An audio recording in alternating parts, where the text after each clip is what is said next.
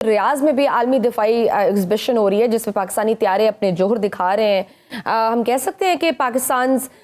Defence industry finally entering a competitive global market, اور اس میں ہم دیکھ رہے ہیں کس طرح سے GF-17 میزائل سسٹمز, UAVs کی بھی نمائش ہو رہی ہے, اور یہ نمائش کیا نئے ایکسپورٹ کانٹریکٹس کا راستہ کھول سکتی ہے؟ ڈیفینیٹلی جی. پاکستان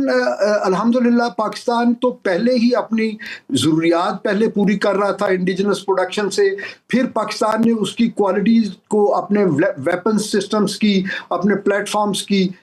پاکستان نے کوالٹیز اتنی بہتر کی کہ وہ انٹرنیشنل سٹینڈرڈ کو جو ہے میٹ کر رہے تھے. اور پھر سب سے جو اچھی بات ہوئی, آئسنگ آن دی کیک, وہ یہ ہے کہ پاکستان نے مئی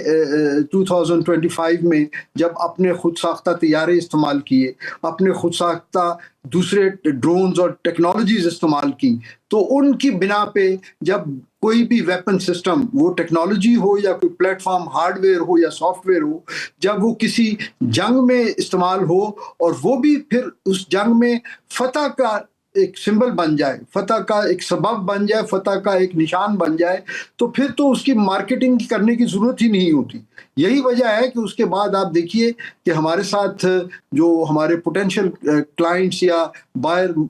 آرم فورسز ہیں, ان کی ایک طویل فہرست ہے, اور پاکستان یقیناً اس سے اچھا نہ صرف یہ کہ زر مبادلہ کمائے گا, بلکہ پاکستان کے لیے,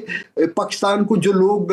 اس خطے میں جو پاکستان کا قد کاٹ ہے اس کے مطابق پاکستان کی رسپیکٹ اور پاکستان کی ڈپلومیٹک پریسٹیج میں بھی اضافہ ہوگا. اجاز صاحب, اسلام آباد میں خودکش دھماکہ ایسے وقت میں ہوا جب بلوچستان میں آپریشن رد الفتنہ کامیابی سے جاری ہے. کیا آپ اسے بیک لیش اٹیک سمجھتے ہیں جو ریاستی دباؤ کے رد عمل میں کیا گیا؟ بسم اللہ الرحمن الرحیم. دیکھیں, پاکستان میں دہشت گردی کہیں بھی ہو اور اس کا نشانہ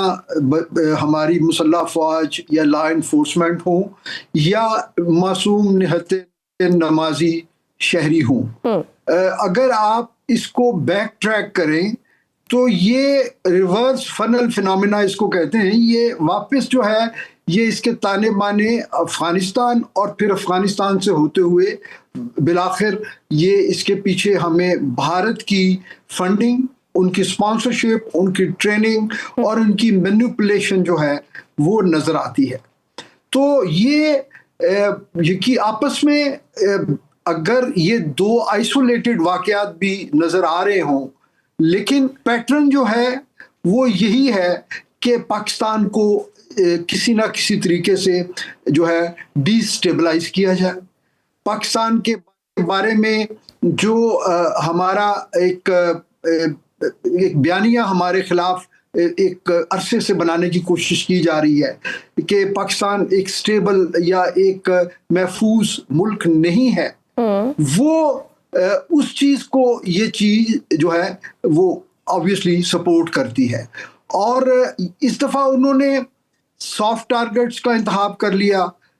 تھوڑے دن پہلے بلوچستان میں جو انہوں نے ایک کوآرڈینیٹڈ اٹیکس کیے, اس میں ظاہر ہے وہ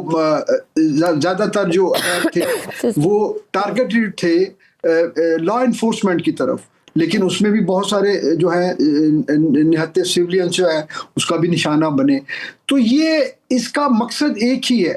ان کے فیسز مختلف ہو سکتے ہیں, یا جو انہوں نے لبادہ اوڑا ہوا ہے یہ جو اس کے کرنے والے ہیں. اور ادھر اگر کے پی میں آپ دیکھیں یا دوسری جگہوں پہ, تو اس میں وہ اپنا ایک خود ساختہ اسلام کا انتہا پسندی کا ایک انہوں نے ایک لبادہ اڑا ہوا ہے, تو وہ اپنی مرضی کا ایک اسلام نافذ کرنا چاہتے ہیں. ظاہر ہے جس کی نہ تو ہماری شریعت سے کوئی اس کا مطابقت ہے, اور نہ ہی وہ پاکستان کے لوگوں کو, وہ کتنے بھی مذہبی کیوں نہ ہوں, وہ ان کو یہ چیز ایکسیپٹیبل ہے. یعنی سر ہم کہہ سکتے ہیں کہ TTP اور افغان طالبان کے حملے سے لا تعلقی کے بعد داعش نے تو یہ ذمہ داری قبول کر لی ہے, مگر فتنۃ الہندوستان یعنی BLA پر اب ہم کہہ سکتے ہیں کہ فوکس بڑھ گیا ہے. کیا یہ کہنا بھی درست ہوگا کہ دہشت گردوں کی اب حکمت عملی اربن سافٹ ٹارگٹس کی طرف شفٹ ہو چکی ہے, کیونکہ دیہی اور بارڈر ایریاز میں ان کے لیے سپیس کم ہو گئی ہے؟ دیکھیے ہوا کیا ہے, اگر ہم اس کی تھوڑی بیک گراؤنڈ میں جائیں تو ہوا یہ کہ جب ہم نے APS کے واقعے کے بعد ایک مکمل whole of the nation approach, ایک نیشنل ایکشن پلان، اور حکومت، اپوزیشن، سیاسی جماعتیں، مسلح افواج، یعنی پوری سوسائٹی، پوری قوم نے مل کے جب ہم نے اس وقت کام کیا تو الحمدللہ ہم نے آپریشن ضرب عزم اور رد الفساد کی صورت میں ہم نے ان لوگوں کا خاتمہ کیا. لیکن ظاہر ہے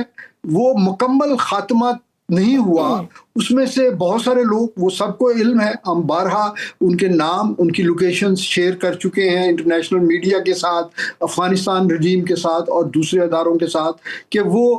جن کو ہم ٹی ٹی پی کہتے تھے، وہ انہوں نے افغانستان میں ننگرہار اور کنڑ پروونسز جو ہیں وہاں پہ انہوں نے پناہ لی ہوئی ہے. اور دوسرے کچھ لوگ ان کے سلیپر سیل بھی بن گئے، کیونکہ ظاہر ہے ان کے پاس کوئی چوائس نہیں تھی. اب جب 2 سال پہلے افغانستان میں طالبان کی حکومت آئی تو اس سے ان دونوں کو دوبارہ سے سر اٹھانے کا موقع ملا کہ ان کو، اور پھر اس پہ سونے پہ سہاگا یہ ہوا کہ بھارت جب خاص طور پہ اس نے کائنیٹک آپریشن میں ان کو ناکامی ہوئی تو انہوں نے بھی اپنے آپریشن سندور کو انہوں نے سب کنونشنل ڈومین میں جاری رکھنے کا عزم دکھایا. یعنی سر اگر ہم نیشنل ایکشن پلان پر پراپرلی عمل کرتے 10-16 سال میں تو شاید بڑا نقصان سے، ہم اتنے بڑے نقصان سے بچ سکتے تھے. دیکھیے اس طرح کے جو سافٹ ٹارگٹ خاص طور پہ، ان سے بچنے کا ایک بڑا آزمودہ نسخہ ہے. دیکھیں ہمیں پرابلم سمجھنا ہے. پرابلم یہ ہے کہ یہ ان کے پیچھے کوئی بھی ہو، الٹیمیٹلی انہوں نے ہمارے ہی علاقے میں آ کے ہمارے ہی لوگوں سے فیسیلیٹیشن لے کے انہوں نے اپنی کارروائی کرنی ہوتی ہے. تو اگر ہم سب لوگ ذمہ داری لیں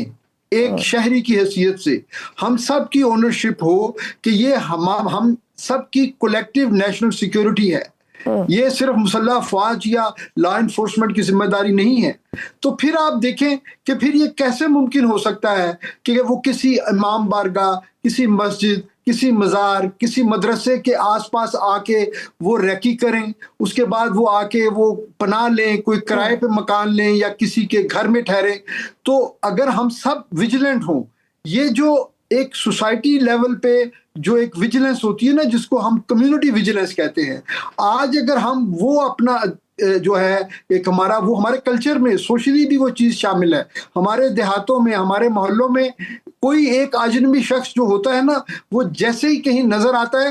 سب کی نظروں میں ہوتا ہے، اور وہ بالکل جو ہے نا کہ ہمیں ایز اے کمیونٹی بھی الرٹ رہنے کی ضرورت ہے اور انفارم کرنے کی ضرورت ہے اگر کوئی ایسی ایکٹیویٹی ہمیں نظر آتی ہے. اعجاز صاحب، اب ایران امریکہ مذاکرات کی طرف اگر ہم آئیں تو بات چیت جاری رکھنے پر اتفاق تو ہو گیا ہے، مگر یورینیم افسودگی پر ڈیڈ لاک برقرار ہے. Can we really say the risk of war has reduced?